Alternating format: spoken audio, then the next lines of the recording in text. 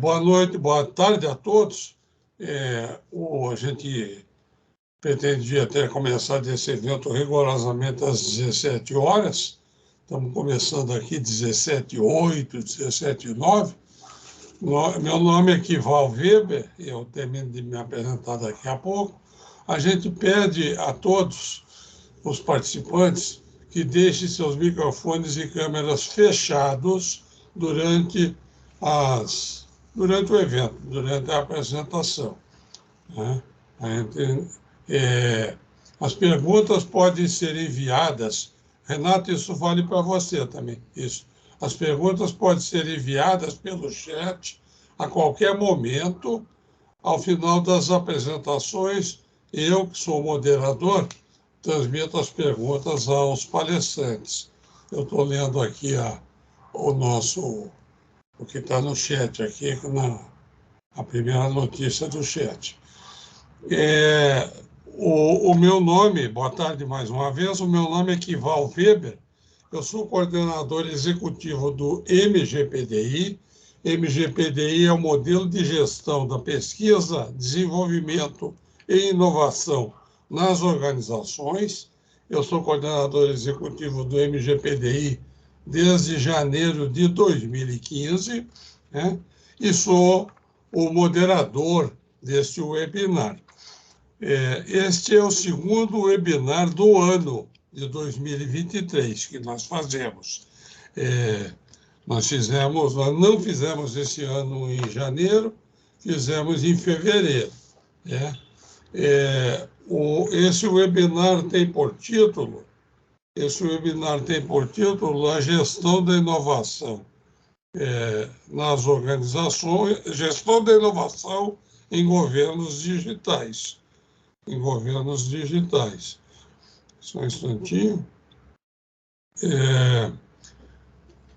Ele tem por debatedores o Danilo Scarlett, né? O Danilo e a Cristina Filipac Machado.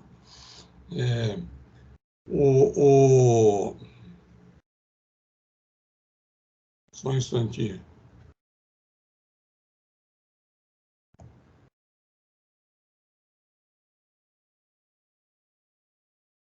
Só um instante, perdão.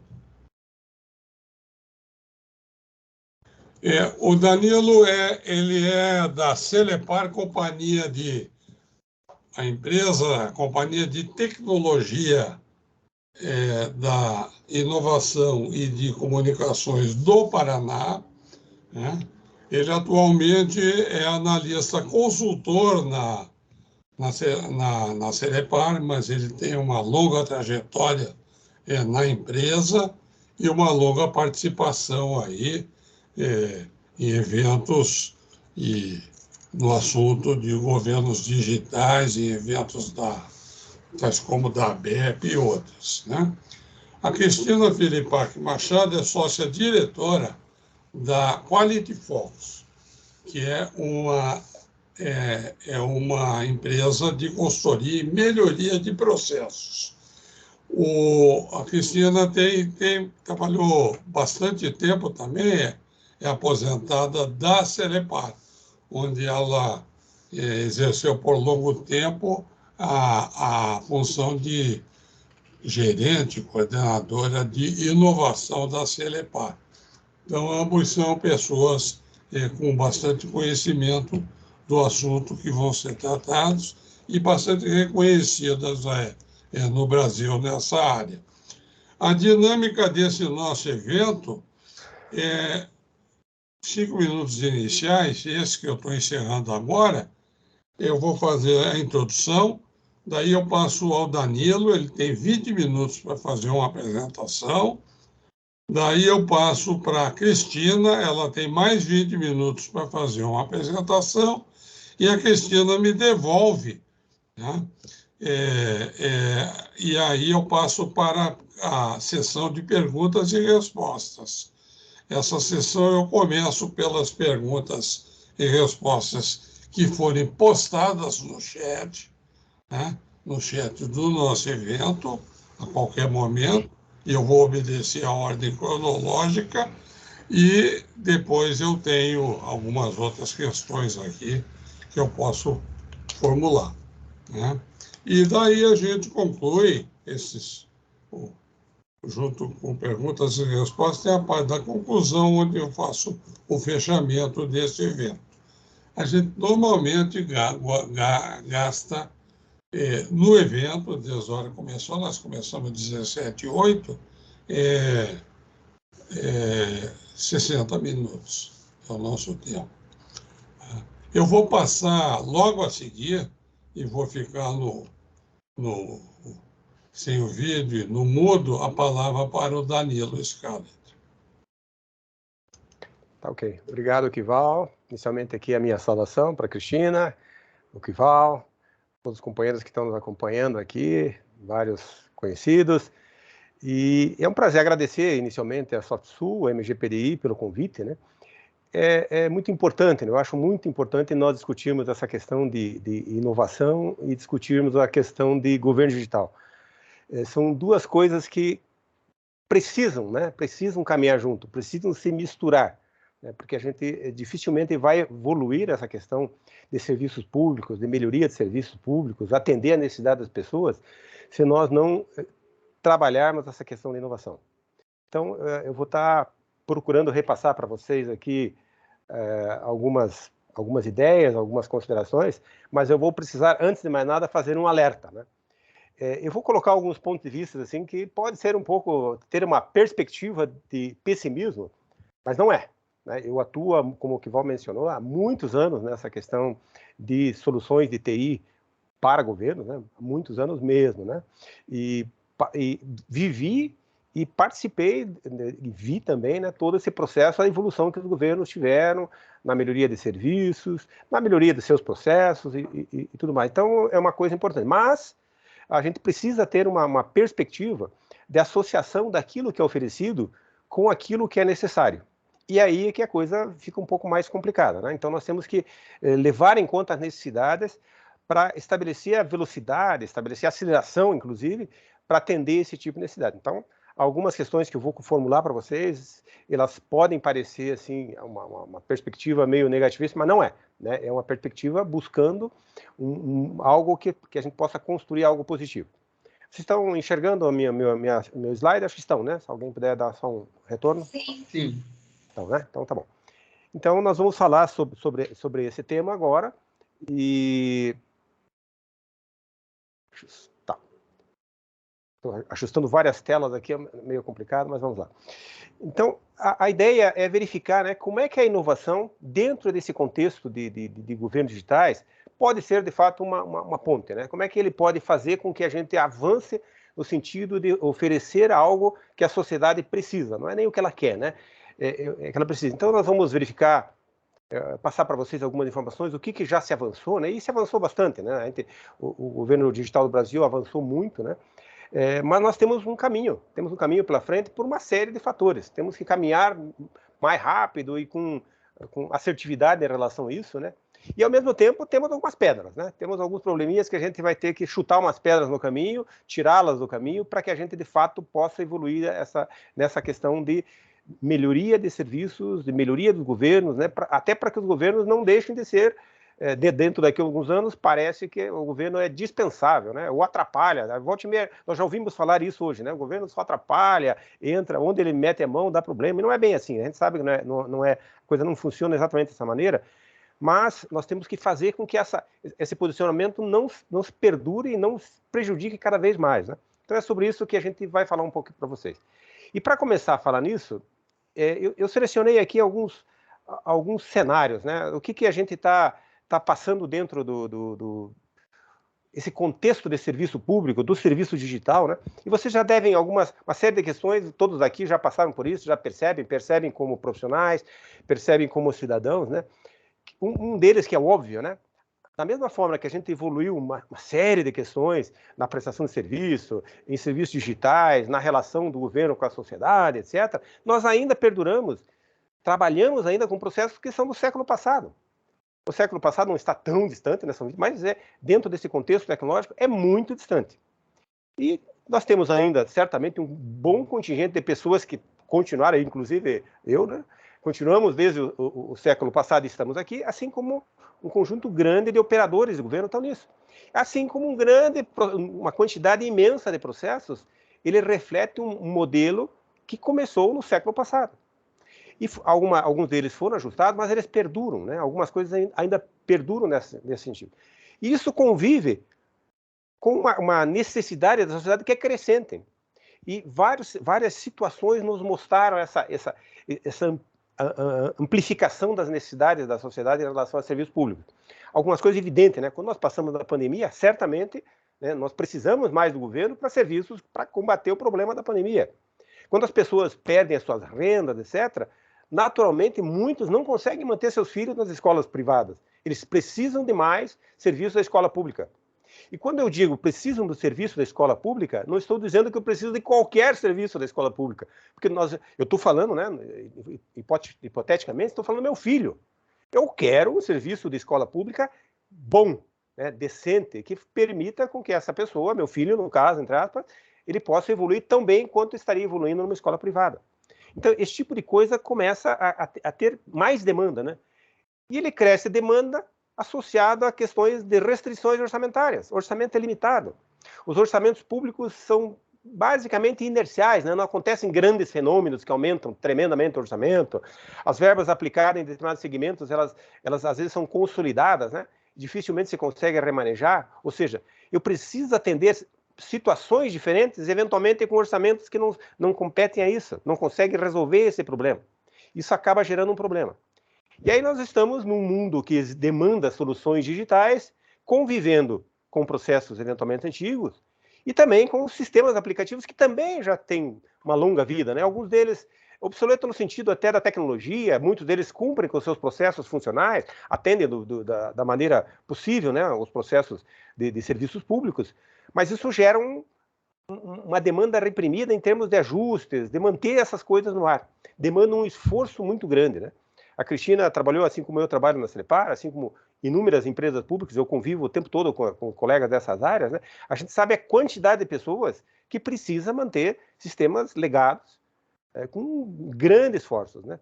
E, ao mesmo tempo, eu preciso fazer isso e preciso desenvolver inovação, preciso desenvolver serviços digitais, preciso aplicar automação de processos, introduzir novas tecnologias, introduzir a questão de, sei lá, de inteligência artificial nos meus processos. Como é que eu faço tudo isso com recursos limitados, tendo que manter todos aqueles pratos girando ao mesmo tempo? Então, é um cenário que é complexo. Mas, mesmo assim, nesse cenário, vocês, alguns aqui com certeza têm essa informação, né? Mas o governo digital no Brasil, ele é reconhecido internacionalmente. Nós tivemos um trabalho que foi feito pelo BID do ano passado, em que o Brasil ficou qualificado como o segundo país em termos de nível de maturidade de governo digital. Alguns provavelmente se surpreendem. Que isso? Imagina se o Brasil está em segundo. E está, né? Como é que esse fenômeno ocorre, né? Por várias circunstâncias, né? Primeiro, porque ele tem uma percepção do modelo do governo federal. Segundo, que talvez o nosso segundo lugar do governo digital não seja exatamente para atender o mesmo tipo de demanda, por exemplo, em não sei que lugar que ficou, por exemplo, a Suécia ou a Dinamarca, talvez as demais circunstâncias de processo desses países compensem outros fatores. Talvez a gente tenha que correr mais um lado lá para poder resolver questões sociais e graves que nós temos no Brasil dessa maneira. Então é algo que, ainda que tenha isso, nós temos todo esse cenário que convive com esse fator, né? E o Brasil tem essa questão da grande diversidade que nós temos no país, né? Aí, quando eu olho o governo federal, é uma perspectiva. Quando eu olho alguns estados, é uma outra perspectiva. Quando eu olho alguns municípios, é uma perspectiva. Se é capital, é uma coisa. Se não é capital, é outra coisa, né? Então, é um problema muito complexo, né? E isso gera um processo inercial de evolução sério, né? Muito grave, que a gente tem que superá-lo. Como é que a gente faz para ultrapassar isso, para oferecer algo compatível com o que as pessoas precisam, né? E aí tem essas situações que são, vamos dizer assim, agravantes, né? É algo que complica um pouquinho mais a nossa situação. Nós estamos com todo esse processo inercial, só que as pessoas, em geral, né, todos nós e muita gente no Brasil, vive num universo digital. As nossas compras, de certa forma, são orientadas por processos de inteligência artificial que estão lá por trás, nos orientando. As nossas, até hoje, né, as nossas opiniões, hein? Nossas opiniões começam a ser direcionadas por processos também digitais. Né? A gente recebe tanto bombardeio que tem gente que acaba comprando algo que não é necessariamente verdade. Né? Nós vivemos isso muito recentemente com uma intensidade imensa. Né? Então, isso está acontecendo. As pessoas estão vivendo esse cenário, né? E, de repente, mas eu vivo esse cenário, eu quero esse cenário também no serviço público. Senão eu começo a entender que aquilo não me serve mais, né? Eu fico imaginando muitas situações, principalmente as pessoas, como assim, que têm mais condições sociais, não têm barreiras sociais, não têm barreiras tecnológicas, né? Ficam indignadas. Pô, eu tive que ir numa fila, não sei aonde, para pegar um documento, tive que fazer isso, né? Por quê? Até um pouco tempo atrás, isso era absolutamente normal. Hoje, muitos serviços públicos já eliminaram as filas, né? Mas as pessoas acham absurdo isso, porque elas fazem o restante das suas coisas de forma digital. Então, isso gera uma pressão, né, para que a gente melhore, o que é bom também, né? E, ao mesmo tempo, outros fatores, né? Desde ferramentas, né? Hoje nós temos ferramentas de automação de processos, low code, IA, blockchain, que tudo isso, né, que são impulsionadores de a gente buscar a inovação. Eles são alavancas que propiciam soluções inovadoras. Eles não são por si só soluções inovadoras, mas são alavancas que propiciam soluções inovadoras. E mais uma complexidade adicional, que é a aceleração, né? Esses fenômenos estão ocorrendo cada vez mais rápido. Quer dizer, a situação que nós temos hoje provavelmente vai ser muito diferente da que nós teremos daqui a 4 anos, que é o período que nós vamos ter uma mudança de governo. Então, os governos que entraram agora, seja o governo federal como os governos estaduais, eles vão passar por essa transição, né? Então, quando eles entrarem no 4º ano, se eles não se adaptarem, não correrem atrás desse cenário de mudança, eles vão, os que estiverem entrando já vão estar em outra realidade, cada vez mais intensa dessa percepção do mundo digital, né? Então, como é que a gente estabelece um processo de inovador para isso, né? Sendo que no caso dos serviços públicos, nós temos um problema adicional, né? No mercado privado, nos negócios, o grande impulsionador é grana, dinheiro. As empresas precisam fazer isso para ganhar dinheiro ou para não sumirem no mercado. O governo é outra perspectiva, né? Ele tem que ter uma perspectiva de empatia para fazer isso para o bem, né? Tem que ser, né? Pode ser que não faça, mas deveria ser esse tipo de coisa. O tempo passa rápido demais aqui, meu cronômetro está me avisando que eu tenho que ir, senão daqui a pouco não dá tempo. Mas vamos lá. E hoje, o jeito que a gente desenvolve hoje, os governos, né, federal, estadual, até municipais, né, ele produz um modelo tradicional, né, com equipe, com estruturas próprias dos órgãos, da secretaria. Existem diversas instituições de TIC de governo, como a CELPAR, Procegs, no Rio Grande do Sul, enfim, São Paulo. A maioria dos estados hoje tem uma instituição de TIC que desenvolve soluções para esses governos, né? Da mesma maneira, hoje, muitas empresas de mercado atuam como contratadas dos governos e já estão entendendo que o governo é um ótimo mercado, né? E estão produzindo junto com o governo essas soluções. E, além disso, outros fatores, né? A questão de parcerias. A Lei 13.303 permitiu um processo de parcerias. Empresas públicas podem se aliar a empresas privadas para oferecer negócios para o governo. E tem uma coisa interessante que é um processo de compartilhamento, né? Nós temos a BEP, que é a Associação das Empresas de TIC do Estado, e nós temos o GTD, que é um grupo de trabalho voltado à transformação digital, envolvendo o Conselho de Secretários de Administração e envolvendo as empresas da BEP, né? É um processo de compartilhamento que é muito importante, né? E aí começaram a surgir algumas novidades que eu optei por colocar um destaque, né? Opa, apertei no lugar errado aqui. Isso. Laboratórios de inovação. Uma novidade que começou a surgir nos últimos anos, não é tão novidade assim, mas começou a se espalhar tremendamente. Alguns estados têm vários laboratórios de inovação. Laboratório de inovação na segurança pública, meio ambiente, não sei onde e tal. Começou a ter uma perspectiva. Pô, precisamos inovar. E o mecanismo começou a surgir, por exemplo, foi o laboratório de inovação. Então, eu coloquei alguns exemplos, não são todos, evidentemente, né? São alguns exemplos que tem. No Paraná, nós temos aqui na CELPAR, o CELAB, tem um acordo com a PUC lá, um ambiente na PUC para propiciar mecanismos de inovação e assim por diante, vários estados. E aí começando a trabalhar, né? Como é que a gente trata inovação? Muitos deles formando pessoas, fazendo alguns experimentos, né? Mas a questão toda, né, que a gente precisa analisar em relação a esse assunto é impacto. é isso que importa, né? Não é apenas o meio. Treinamos X pessoas, escrevemos lá aqui um modelo de trabalho, disso, daquilo, mas a inovação ela está além disso, né? É como é que a gente transforma isso. Senão a gente está apenas no meio, né? É tudo relevante, é muito importante que tudo isso seja feito. Mas o indicador final é o impacto gerado. Quantidade de pessoas impactadas, mudanças, novas formas de trabalho para os grandes problemas que a gente tem hoje. Então, da mesma forma, um outro processo que começou a evoluir também por conta do próprio mercado, a questão das startups. Com a lei complementar, o marco legal da startup, ficou muito mais fácil para os órgãos públicos contratarem startups para projetos de risco, inovações, etc., para introduzir outras formas de trabalho. O governo não dá conta sozinho. Então as startups, como estão explodindo, estão gerando uma série de soluções inovadoras, quem sabe elas sejam também uma forma de produzir inovação dentro do governo. Então, tudo que a gente está falando, né, é como é que a gente muda a forma de trabalhar. E aí, o que eu quero começar a conversar com vocês um pouquinho é o que está disso tudo, né? Opa! Vai para frente e para trás. Qual é o resultado disso, né? Como é que a gente produz, de fato, essas inovações para que, de fato, façam diferença para as pessoas? Como é que elas produzem resultados compatíveis com a necessidade das pessoas aqui no nosso país, em cada município, nas cidades, nos estados, né? Enquanto que nas organizações tem o dinheiro, aqui nós temos que ter uma outra medida. E aí o que eu coloquei, na verdade, não é nenhuma solução, mas um monte de pergunta, né? Por exemplo, né? Todo lugar que a gente ouve falar em soluções de governo digital, de transformação, de inovação, uma coisa que eles falam muito pode procurar qualquer bibliografia de diversos países, que é a tal da inovação aberta, né? Utilizar dados públicos para produzir inovação, onde todo mundo ganha. As empresas vão gerar novos negócios, os governos vão ter outras soluções e assim por diante, né? O ponto fundamental nisso é como é que isso está ocorrendo de fato no Brasil? Por que isso não acontece na velocidade desejada? Vou fazer uma pergunta retórica aqui, tá?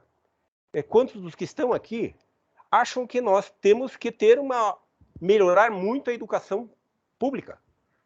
Claro que todos, mesmo aqueles que não tenham filhos na educação pública, certamente entendem que isso é importante, porque isso é um efeito social. Todo mundo diz que, né, sem educação o país não vai para frente. Então é importante que ocorra. Mas nós não somos professores, nós todos, ou as organizações que trabalham com tecnologia, não vão resolver isso pelos métodos como professores. Mas a transformação digital, os dados, nós temos séries históricas riquíssimas que podem permitir que a gente, de fato, modifique. Nós conseguimos hoje olhar cada aluno ou um conjunto de alunos e a sua vida. Nós conseguimos estabelecer que fatores que levaram essas pessoas a se dar bem ou conseguir terminar, quais caíram no meio do caminho e por que isso que fenômenos que podem eventualmente estar levando a isso. Nós podemos, por exemplo, verificar, não apenas tratar as pessoas como números, né? Tantos alunos reprovaram, tantos desistiram, etc., mas eventualmente perceber fenômenos que levem que o aluno X, o Zezinho, né, o Huguinho, o Luizinho, eles estão indo mal, e eu preciso fazer uma coisa, senão ele vai continuar indo muito mal. Nós precisamos fazer algo. Então, nós não teremos os instrumentos, lápis nem caderno, nada disso. O nosso instrumento e as instituições que atuam nesse mundo digital, o instrumento deles é isso. É analytics, é dados, ideias, etc., para contribuir nesse fenômeno. Vale para a saúde. Vou dar mais um exemplo. Estou quase consumindo meu tempo, mas eu tenho que dar esse exemplo. Vocês devem ter percebido recentemente uma notícia que a Previdência Social está com 1.800.000 processos de perícia, né, perícia para invalidez temporária, pendentes, atrasados. Ok, é o número, 1.800.000. Agora, pensa aquele indivíduo pobre, desgraçado, que está precisando dessa perícia para o mínimo da sua sustentação. E está lá, tem 1.800.000. E vocês acham que isso vai se resolver por filas? Não é, né? Talvez tenham soluções digitais, de logística, de inteligência, né? Que pode ser, olha, 30% desses casos não precisa nem o médico ver. Né? Talvez o próprio processo leve a entender que essa perícia poderia ser resolvida de outra forma. É solução digital, senão não vai resolver nunca, né? E é apenas um número, quando essas 1.800.000 pessoas estão passando apuros pra caramba. Então, como é que a gente resolve isso, né? O que eu quero passar para todos nós, para a gente refletir a respeito disso, né? Se a gente parar um pouquinho de olhar nos meios, né? e ver como é que a gente resolve esse assunto, né? Como é que as organizações... Será que é verdade verdadeira? Não sei se vocês sabem, existe um negócio chamado Data for Good, que é uma instituição internacional que procura utilizar dados para o bem-estar social, né? Trazer voluntários, etc, etc. No Brasil tem um Social for Good, alguma coisa assim. Aí eu fui pesquisar lá o que tem, né? A maioria dessas iniciativas estão ligadas à formação de pessoas, o que é muito bom. Caramba, só que nós temos uma emergência, né? Como é que a gente também faz com que essas iniciativas sejam capazes, né? E aí é governo, é pessoas, instituições, pessoas que tenham um interesse genuíno em relação a isso, como é que a gente aplica essa tecnologia que todos nós sabemos que resolve 1 milhão de problemas, né? Para ajudar essas questões. Então, é uma reflexão que eu queria falar, eu vou ter que ter 56 segundos só aqui, né? Opa, já passou aqui, né? Passei mais um slide, né? Que é como é que a gente pensa nisso, né? E hoje nós temos essa oportunidade, eu queria provocar bastante vocês mesmos, né? Porque de repente surge uma ideia aqui, algum de vocês consegue influenciar alguns fatores desse no Estado, né? E quando a gente resolveu tratar em conjunto no MGPDI, né? Como é que o MGPDI, o processo dele pode ajudar? E esse é o desafio que a Cristina vai ter para vocês. Como é que essa inovação, como é a contribuição do MGPDI para pensar essa questão de inovação e levar o governo a fazer algo mais compatível com a necessidade a partir de uma mudança de perspectiva, né? Nós precisamos, todo mundo precisa pensar de outro jeito, mas é absolutamente necessário isso. É isso que eu queria deixar bastante provocado para vocês, reafirmando que eu acredito em tudo isso, que os governos evoluíram bastante, porque eu estou há 42 anos nisso, né? Mas precisamos melhorar muito. Obrigado, Kival. Está com você de novo. Muito obrigado, Danilo. Eu vou passar imediatamente a palavra para a Cristina, fazer a apresentação dela. Depois da Cristina, teremos a sessão de perguntas e respostas. Muito obrigado. Obrigada, Danilo. Eu juro que eu fiquei com saudade do tempo que a gente trabalhava com o governo digital, né? É muito desafiador mesmo. E assim, é uma coisa que a gente fica muito feliz assim quando a gente consegue atingir os resultados, né? Mas realmente assim a gente pode fazer muito mais, né? E dentro dessa linha, a gente trabalhou, por que surgiu o MGPDI, né? Que é um modelo de gestão, né, para a inovação. Porque muitas vezes as instituições, né, tanto pública quanto privada, montam o seu programa de inovação e esquecem de algumas pontas, né? Então, o MGPDI, ele foi criado com as melhores práticas de inovação. Foi criado por um grupo de especialistas, conduzido aí pela SoftSul.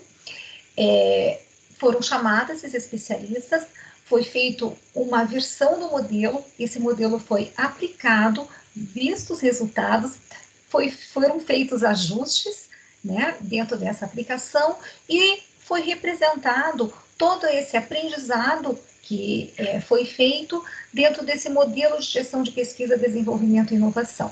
Então, eu vou passar um pouquinho do modelo aqui para vocês, eu vou compartilhar a minha tela, tá? Iniciar o compartilhamento, eu vou precisar aí que vocês me digam se está aí aparecendo para vocês. Tá aqui. Tá aí, ai que bom. Então, para que eu possa conduzir, e na verdade eu tenho 2 objetivos de fazer essa apresentação. Primeiro, porque eu não vou conseguir explicar o modelo inteiro para vocês, né? Então, eu vou explicar um pouquinho em direção das questões principais que o Danilo colocou, né? E a segundo motivo é porque eu tenho esse site aqui, que a gente criou, que eu estou passando aqui no chat de vocês, que vocês vão poder navegar, tá? Que tem todo o conhecimento sobre LGPDI. Então, eu estou fazendo pelo site, né, que é uma wiki, na verdade, que tem todo esse corpo de conhecimento para vocês poderem ver e depois se aprimorar. Então, eu vou apresentar o LGPDI por uma figura que eu acho bem especial, que tem tudo a ver com o que o Danilo comentou, né? Que essa figura é o ciclo da inovação. É um ciclo clássico, a gente colocou, modificamos algumas coisas, fizemos algumas adaptações, sendo que o que está de vermelhinho aqui são os processos do MGPDI. Então, a gente pegamos o ciclo de inovação e colocamos o MGPDI onde que ele pode ajudar, tá? Então, a questão que o Danilo colocou super aí, né, é primeiro, que você precisa, a inovação ela começa quando a gente tem ideias, né, a geração de ideias. Essas ideias, como que elas surgem? Normalmente por necessidade ou problema, né, e por novas tecnologias. Então, hoje, como foi comentado, o Estado sempre teve inovação, né, talvez não na velocidade que é necessária, mas a gente sempre teve inovação, a gente tem inovação, estamos no segundo aí lugar pelo BID, né? E por que essa agonia que a gente tem, né? Porque hoje a gente tem novas tecnologias, como o Danilo comentou, está todo mundo com o seu celular, todo mundo no mundo virtual, né? E a gente tem mais possibilidades, vamos dizer assim. Então, essas possibilidades, que são essas ideias do que a gente pode fazer diferente, de mudança de processo, como que a gente pode pensar diferente, sair fora da caixa, é um dos principais pilares do MGPDI. Para quê? Para que essas ideias, dentro desse ciclo, está colocado o dinheirinho aqui, né? Porque uma inovação, ela só é inovação se ela vai ao mercado. O que é o mercado em termos de governo? O mercado em termos de governo é fazer com que a vida do cidadão seja melhor, né? E se ele melhorar a sua vida, se ele tiver mais educação, como foi colocado, tiver mais saúde, tiver mais acesso às coisas, ele vai poder ter mais recursos, ele vai poder gerar outras ideias, gerar inovação e vai poder estar no mercado. Então, para o Estado, dentro, como o Danilo colocou, a visão o que é? É você beneficiar o cidadão que tem o seu imposto pago, né? Então, essa que é a ideia. Então, a gente tem que olhar essa figurinha aqui com outros olhos, né? Então, a gente sempre vê, nossa, como que eu vou beneficiar a pessoa que paga esses impostos? E normalmente, a gente sempre tem que ter esse foco, que foi até uma questão que o Danilo colocou, que é a questão financeira, né? Que no caso de governo, é o bem da pessoa. Aqui, né? Nós temos, então, a gestão da ideia do MGPDI e um outro processo, que é a gestão de inovação. Esses dois processos aqui, eles são praticamente a base do modelo. Por quê? Quando eu estou na gestão da ideia, eu tenho boas práticas que tem que fazer as organizações, aqui eu chamo organização como a instituição do governo, um laboratório de inovação, qualquer parte de uma estrutura de governo, Secretaria da Fazenda, um setor dentro da Secretaria da Fazenda, né? Pensando em inovação. Então, é esse que quando eu falo organização, eu falo uma parte disso daí, né? E essas organizações, elas têm que captar as ideias. Vou pegar o exemplo do Danilo, né? Que ele falou da questão da educação. Será que essas questões, elas têm que ser vistas para gerar ideia sobre todos os aspectos? Quando ele falou da empatia, não só empatia, a gente tem que ter essa empatia para estar no problema, para conseguir entender o problema, para ver todas as necessidades, como a tecnologia vai poder utilizar. Mas essas ideias, muitas vezes, devem surgir de quem? De quem é o professor, que está lá vivendo o problema todos os dias, do aluno, do pai, que tem que entrar num sistema e ver aonde que tem vaga para o seu filho, né? Das pessoas das ONGs, né, que auxiliam, né, com trabalhos voluntários, que também pode gerar ideias. Então, a gente tem um conjunto, né, de pessoas e de envolvidos que estão junto ao problema, junto às necessidades e que muitas vezes pode ter ideias para solucionar problemas, né, ou para revolucionar os problemas de formas espetacular, e que a gente acaba não conseguindo captar. Por quê? Porque a gente não tem o que muitas vezes falta. Esse ambiente de inovação, a cultura de inovação, que é o que se preocupa esse processo de inovação aqui. Quer dizer, para eu como cidadã que não estou mais trabalhando no Estado, até eu sempre falo que eu tenho muita facilidade, porque se eu tenho alguma ideia eu mando para o Danilo, eu mando para o pessoal, né? Mas como que um cidadão comum pode se sentir empoderado e entender que ele faz parte do processo, aonde que ele pode dar uma ideia que realmente possa ser boa para ele melhorar a vida dele. E a gente sabe que o brasileiro, ele tem muita criatividade. Eu tenho certeza que para a maioria dos problemas devem ter soluções incríveis que são pensadas pelas próprias pessoas. Só que muitas vezes o ambiente e as pessoas não conseguem contribuir porque acham que pode ser que não sejam ouvidas ou você não tenha canais para isso. Então, esse processo de inovação, o que ele tem? A seguinte pergunta, ele acaba nos fazendo: como que eu monto uma cultura de inovação? Quais são as práticas que eu deveria adotar para ter uma cultura de inovação, tanto na minha organização, quanto no meu meio ambiente, né? Que vai fazer com que eu propicie ter o quê? Ideias novas de pensamento, e como que eu registro essas ideias novas, como que eu capto essas ideias, como que eu melhoro essas ideias. E a gente sabe que nessa questão da inovação é muito importante a diversidade de pensamentos. Por quê? Porque você, muitas vezes, né, no Estado, a gente tem legislações, então você tem que ver se você pode atender, tem que mudar alguma legislação para poder fazer aquela ideia ser implementada, para você não estar, muitas vezes as leis são muito antigas. Então, a geração das ideias, ela também, e a evolução delas, a melhoria dessas ideias, ela precisa de um conjunto, muitas vezes, de pessoas. Então, a gente, na inovação, a gente começa a ver que cada ser humano ele é limitado, porque a gente sempre precisa de mais de uma pessoa para conseguir fazer realmente que uma ideia se torne viável ou ela seja implementada da melhor forma. Então, esses dois processos aqui, essa gestão de ideia, tem essa preocupação, né, de como eu vou fazer para captar isso, para que as ideias realmente possam fluir, né, dentro de um ambiente que é a inovação dessa cultura. O que nós temos, né, que eu comentei, que a gente não faz nada sozinho, né, hoje no mundo. Né, a gente é muito limitado, a gente precisa das pessoas para fazer algum desenvolvimento, porque tem tecnologia, a gente não domina, muitas vezes o assunto não domina, tem aspectos da tecnologia que a gente não domina, para a gente conseguir desenvolver um produto.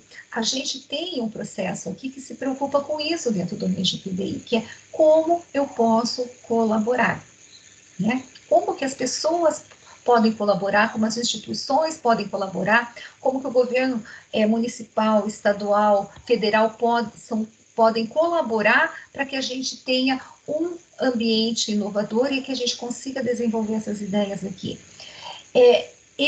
Essa colaboração também é um dos pontos centrais do MGPD, como e com quem eu vou colaborar, como que vai ser uma colaboração, se ela só vai ser interna, se eu vou colocar um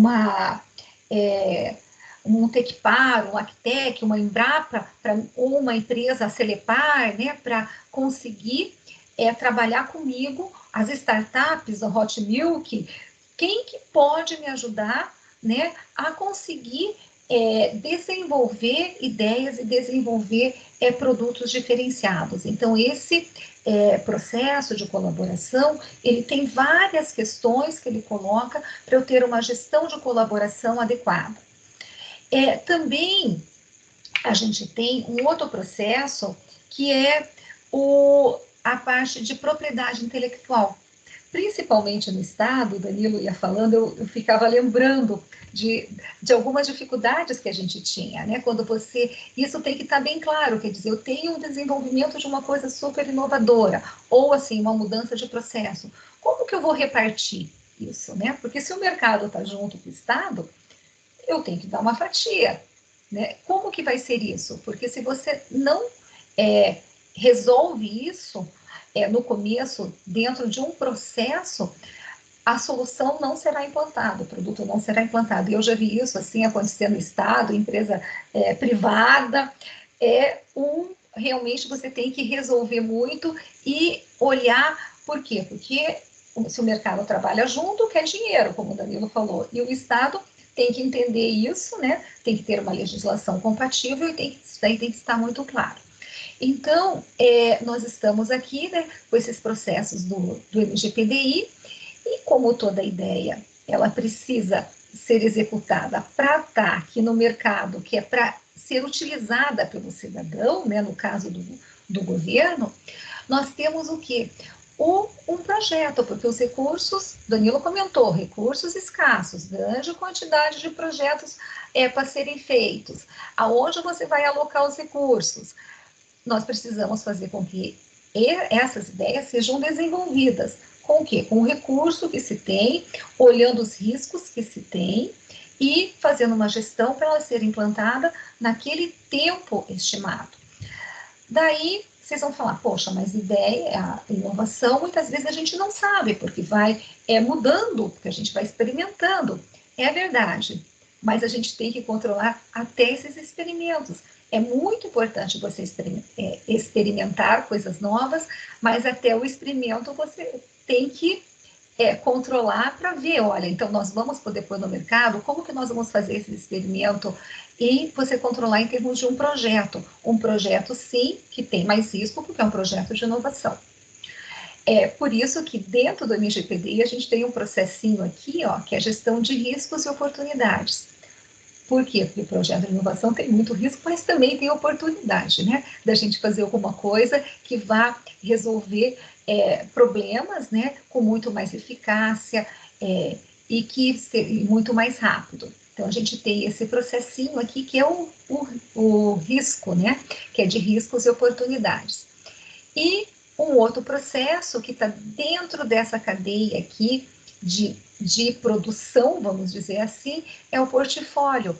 O portfólio, ele foi incluído dentro do LGPDI para quê? Para a gente fazer escolhas melhores, porque a gente sempre sabe, em qualquer empresa, gente, governo, empresa privada, empresa grande, empresa pequena, sempre tem falta de recurso. Eu passei por várias empresas com consultoria e a gente tem que escolher, né? Tudo é uma escolha. Então, esse portfólio vai apoiar, né, a escolha desses projetos. Qual projetos que eu vou fazer? Qual projetos que eu tenho a demanda? Para a gente executar tudo isso e a gente verificar, olha, realmente eu estou aí no caminho certo, eu vou ter 4 processos aqui, que é a parte de governança, que eu estou fazendo a coisa certa? Essa aqui é a pergunta, será que a minha ideia, eu estou captando da onde eu devo captar? Será que eu estou tendo os resultados dentro do meu projeto, dessa minha inovação, que realmente são adequados? Será que eu não tenho que ter mais colaboração para dar vazão? Eu não tenho que mudar o estilo de colaboração? Como que eu faço isso? Então, eu preciso ter uma governança em cima de tudo isso daqui, porque senão eu vou criando, né? Não adianta a gente ter um monte de laboratório de inovação, se eu não tenho os resultados. Então, eu sempre vou ter que ter o quê? Olhar, né, se realmente o meu sistema de inovação da minha organização, do meu governo, realmente está funcionando e eu estou atingindo os resultados que eu imaginei. Então, isso é uma coisa sempre muito importante, a gente sempre olhar o quê? Se eu estou conseguindo chegar lá. Daí depois a gente tem essa parte de gestão de risco, que eu já comentei, né? E um outro processo que nós temos é o conhecimento, a gestão de conhecimento, para quê? Para que tudo que esse aprendizado eu consiga melhorar, né? Todos esses meus processos, eu consiga repassar todo o conhecimento que eu tenho, para quê? Para que a organização tenha cada vez, no caso aqui o governo, tenha mais capacidade para eu conseguir executar ideias novas e executar a inovação dentro da minha organização. Então, o MGPDI, né, resumindo, ele não é uma bola de prata, né? Ele traz questões e resultados que você tem que pensar para quê? Para você expandir o seu conceito de inovação. Para quê? Para que você tenha um programa de inovação realmente que chegue aos resultados que você pretende alcançar. Então, no caso, seja num laboratório de inovação, seja dentro de uma empresa de TI, seja no meio ambiente, que o Danilo colocou, né, na parte de educação, aonde ele assim, prima pela questão da colaboração, né, e para essa viabilidade dessa questão das ideias. Eu vou aproveitar aqui, deixa eu ver só meu horarinho aqui, que estou muito fora aí. Tenho mais um minutinho aqui, né? Eu vou só passar aqui para vocês na questão da inovação, para vocês darem uma olhadinha de como que ele é descrito, né? Então, eu tenho para cada processo, eu tenho os resultados, e aqui o que eu tenho, né? O hino 1 aqui, que é uma política para fomentar a inovação na organização estabelecida. O que é? Para eu escrever essa política, é uma frase simples, né? Mas para eu escrever essa política, eu tenho que pensar o que eu quero da inovação, quem que vai participar desse meu processo. Como eu falei, será que eu vou, como que eu vou incluir o professor, como que eu vou incluir o aluno, como que eu vou incluir o pai, como que eu vou fazer essa gestão, como eu vou incluir a área de TI, a parte de as startups, como que eu quero fazer uma política para quê? Para que a inovação faça parte de uma cultura da empresa, tá? Então, eu tenho aqui este resultado, é um exemplo, né? Por isso vocês não vão conseguir, eu não vou conseguir passar todos, né? Eu queria só dar esse exemplo para vocês. Uma outra questão que eu tenho dentro do modelo é que são 3 estágios dentro do modelo, que é o perfil 1, 2 e 3. O perfil 1 é o de entrada, que tem bem menos coisas para fazer para você gerar a cultura de inovação dentro da organização. O perfil 2 é intermediário e o 3 é completo.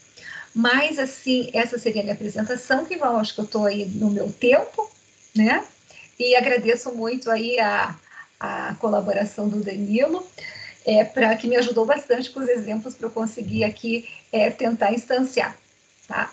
Kival. Muito obrigado, Cristina. Vamos passar logo para a sessão de perguntas e respostas, e aí em função das perguntas, os apresentadores aí terão mais algum tempo para expressar, para descrever as suas ideias, os principais pontos aí. A primeira pergunta que eu tenho, eu não tenho nenhuma pergunta feita aqui no chat, não encontrei, tá? Isso até excepcionalmente, nas outras webinars a gente tem tido. Mas a pergunta que eu tenho aqui, a primeira é: o que poderia ser feito para contribuir para ampliar os resultados da inovação aberta? Essa pergunta é endereçada para o Danilo. Ok, obrigado, Ivan. A inovação aberta, como eu mencionei, né, ela tem um caminho ainda expressivo, né, para apresentar resultados necessários, né? E isso é um processo que envolve múltiplas partes. Eu acho que, primeiro, as organizações públicas entenderem o valor de seus dados. A gente fala muito, dado, vale, petróleo, não sei o que, mais que petróleo, né? Mas as pessoas vão perceber isso, né? O que isso afeta os resultados. E depois disso, né, ter um processo de aproximação, esse processo que a Cristina mencionou de colaboração, né? Quem é que pode colaborar, né? Hoje nós temos uma carência enorme de cientistas de dados, né? São poucos profissionais que a gente tem nesse tipo de coisa. Então, nós precisamos ter um mecanismo mais ágil de juntar essas possíveis partes interessadas que podem colaborar com isso, sabe? O governo perceber esses desafios, que pode melhorar muito, tenho certeza disso, a gente já fez alguns experimentos disso, né? E envolver essas partes que podem colaborar. Pode ser organizações, pode ser pessoas, podem ser organizações sociais, seja lá o que for, empresas, né, que investem dinheiro em tanta coisa. Não tenho nada contra futebol, tá? Mas eu acho seria muito mais relevante que parte do dinheiro que as empresas aplicam nisso fosse para coisas que pudessem mudar esse nosso contexto. Então, juntar, né, o governo perceber essa sua necessidade, envolver essas partes em uma coisa fundamental. Esses problemas que ser resolvidos, por exemplo, Santa Catarina, é exatamente o mesmo modelo que resolveria o estado do Paraná, do Rio Grande do Sul, esse estado do Nordeste, do Norte, porque é muito parecido. E às vezes eu fico angustiado com a nossa incapacidade de não atacar esse negócio de forma mais decisiva, sabe? Mas eu tenho certeza que uma hora essa chave vai virar, viu? Eu tenho certeza que isso um dia vai se perceber, talvez seja do jeito mais duro, né? Que a gente, através da inevitabilidade, a gente já que o problema fique tão grande que a gente tem que buscar uma solução. Eu tenho uma outra pergunta aqui para o Danilo, essa do chat, é do Renato Machado. Qual foi o fator principal para a iniciativa do PR Digital? Suponho que PR seja Paraná. Renato, a principal questão, né, foi uma necessidade de perceber essa relação dos serviços de governo, que o governo eletrônico no Paraná começou no início dos anos 2000. Então, quando a gente começou a discutir essa questão do governo digital, foi em 2016, mais ou menos, a gente percebeu que as coisas estavam mudando, né? O cidadão digital precisava ser tratado de outra forma. A personalização do serviço precisava ser feita, as tecnologias já facilitavam. Então, esses foram mecanismos, e a gente começou a estudar no mundo inteiro, né? A equipe que participou disso, né? Estudar as experiências que estavam ocorrendo no mundo, e o que a gente pode trazer para cá. E muitas coisas a gente, de fato, conseguiu trazer para cá. Né? O governo digital do Paraná, alguns anos atrás, 2, 3 anos atrás, foi premiado como a melhor experiência do Brasil dentro dessa área, porque por conta de pensar de forma inovadora, levando em conta essas necessidades da sociedade. Que para aquele momento foi um grande passo, né? Agora temos que dar novos grandes passos. Né? Esse é o ponto que a gente precisa pensar. Acho que a Cristina queria fazer uma observação, que ela levantou a mão ali na primeira pergunta. Não, eu queria colocar também, Danilo, essa questão dos dados abertos, né? Que a gente, assim, tem algumas dificuldades e até um entendimento da questão da privacidade, né? Então, a gente tem que trabalhar essas questões também. Para quê? Para que você tenha o dado aberto e, mesmo assim, você tenha a privacidade garantida. Eu acho que isso também dificulta um pouco, né? O Estado endereçar também essas questões, né, que são importantes, né, e também confiar isso para, por exemplo, tem coisas que não vão poder ser feitas, você tem que classificar isso, né, o que vai poder ser, o que não vai poder ser, então acho que isso também é um fator que dificulta em alguns casos, em outros casos não, porque você pode ser tudo anonimizado sem problemas nenhum, né? Mas estatística não precisaria da pessoa, né? Mas eu acho que essa questão assim assusta um pouco, né? Também, né? Eu tenho uma pergunta aqui para a Cristina. Tá? Existe um perfil ideal para a empresa do governo iniciar no MGPDI? Olha, sempre mais confortável, vamos dizer assim, iniciar no perfil 1, né? Que é aquele que você entra. Mas as empresas de governo, assim, que eu conheço, eles têm muita... algumas, né? Por exemplo, a Celepar, por exemplo, tá? O exemplo. Ela tem condições de já entrar num perfil mais avançado, porque eu conheço a empresa, né? Estou falando assim de carteirinha, ela conseguiria executar muitas coisas, porque tem uma cultura de processo. Mas o perfil 1 já, ele endereça muita coisa importante que as empresas, que a gente vê que não se preocupam e que são muito relevantes para você ter a inovação como uma cultura da empresa. Então, realmente, eu acho que o perfil 1 seria, assim, o ideal para se começar. Tá? Eu tenho uma pergunta do chat aqui, do Rodrigo Quites Reis, da Universidade Federal do Pará, que até pode ser respondida, eu pediria primeiro pelo Danilo, depois complementada pela Cristina. Quais argumentos específicos vocês consideram importantes para o convencimento dos tomadores de decisão em órgãos públicos que buscam implantar inovação? Pois é, Rodrigo, que saia justa aqui. Mas é isso, né? Ele começa por um processo de convencimento da necessidade de mudança da realidade. Tem um dado interessante, sabe? Eu tive observando, pelo menos em termos do Paraná, e isso aconteceu, houve uma pesquisa nesse sentido também, que foi feita dentro do âmbito dos demais governos, plano de governo. Vocês vão perceber que nos planos de governo começaram a aparecer vários tópicos relacionados à inovação, governo digital, etc. e tal, né? Eu acho que é um caminho, sabe, de perceber que existe um problema que ele pode ser solucionado por métodos diferentes do que a gente vinha praticando. Isso, patrocínio, é uma coisa absolutamente indispensável. Talvez uma das questões que estejam levando a gente não ter evoluído suficientemente for a nossa incompetência de obter esse tipo de patrocínio, sabe? De discutir com os gestores de alto nível, de estratégicos dos governos, né? Essas questões, de forma a possíveis contribuições que poderiam ser feitas dessa forma. Por quê? Porque esse pessoal tem tanto problema, né, para resolver que às vezes não consegue subir num plano mais elevado e enxergar as alternativas de soluções de problema. Eu diria que nós precisamos evangelizar mais, e isso é uma tarefa de todo mundo, né? Mais eventos, você vê, eu sei que seria muito difícil, né? Mas não tem, acho que não tem nenhum secretário de Estado nos vendo aqui, tá?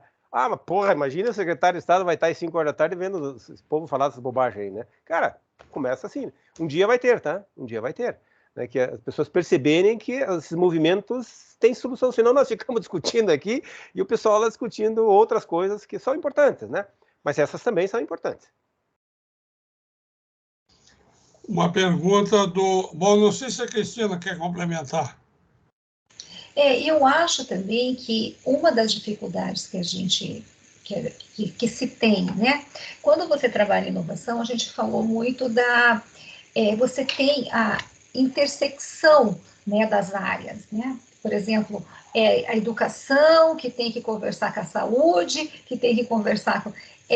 e você conseguir fazer com que realmente o Estado seja visto como uma coisa só, né, para você fazer prioridades. Então, isso também é uma coisa que a gente pode ganhar muito, né, se a gente conseguir convencer, né, que eles vão ter muito mais eficiência se eles trabalharem com as questões de inovação e de uma forma transversal, né, que isso também é uma questão assim importante, porque você pode ser que as melhores ideias, as melhores soluções sejam um conjunto de várias secretarias trabalhando. Então, essa questão, assim, eu acho que é bem importante a gente colocar para os gestores, porque muitas das dificuldades que a gente tem, até eu estou falando como cidadã, né, agora, né, a gente precisa de uma coisa que você tem que ir lá num órgão, depois no outro, depois no outro. Então, a gente conseguir trabalhar essa questão de inovação de uma forma global, né, e isso só os gestores, né,